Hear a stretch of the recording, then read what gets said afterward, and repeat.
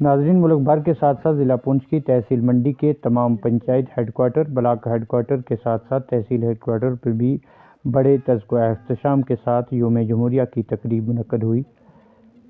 75ویں یوم جمہوریہ کی ان تقاریب میں سب سے بڑی تقریب منڈی ہیڈ کوارٹر پر منعقد ہوئی، جہاں تحصیلدار منڈی شہزاد لطیف خان نے پرچم کشائی کی۔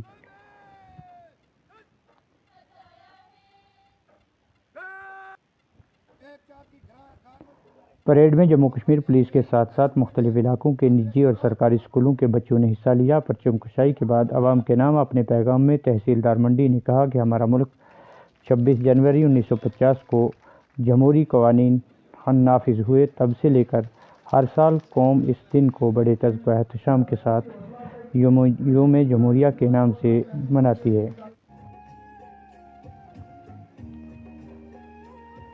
اس دن کی مناسبت سے تمام عوام کو عزت و وقار کے ساتھ رہنے کی تلقین کرتے ہوئے مبارکباد پیش کی اور یوم جمہوریہ کے تقاضوں کو مدنظر رکھتے ہوئے اپنے ملک کی ترقی، خوشحالی اور سلامتی کے لیے اپنی خدمات کو انجام دینے کی تلقین کی۔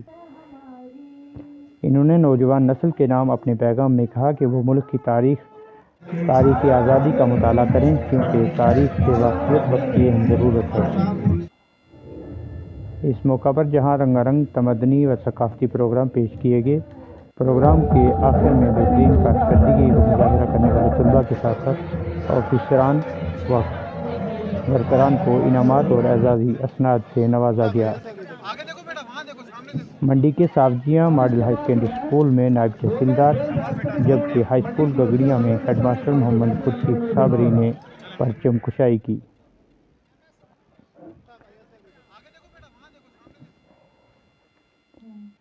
اس کے علاوہ شہید میجر روہت میموریل سوسائٹی کے چیئرمین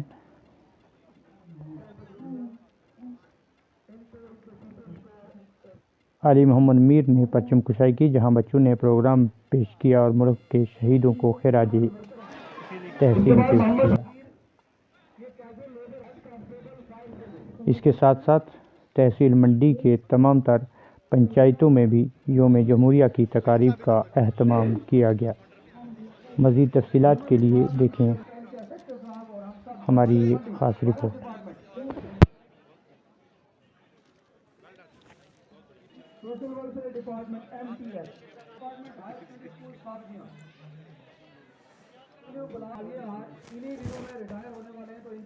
ایک بہترین اور کامیاب پروگرام اور اس کے روح رواں تمام آفیسر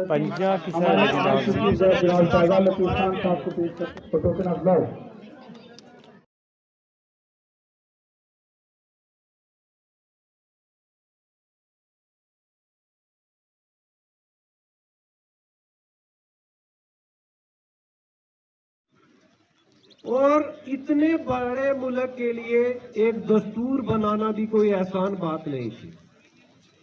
کافی غور و خوض کرنے کے بعد ایک کانسٹیٹیوئنٹ اسمبلی کانسٹیٹیوٹ کی گئی کہ جو اس مہان دیش کے لیے ایک دستور ترتیب دے گی، اور یہ دستور بنانا بھی ہمارے قومی رہنماؤں کے لیے ایک بہت بڑا چیلنج تھا۔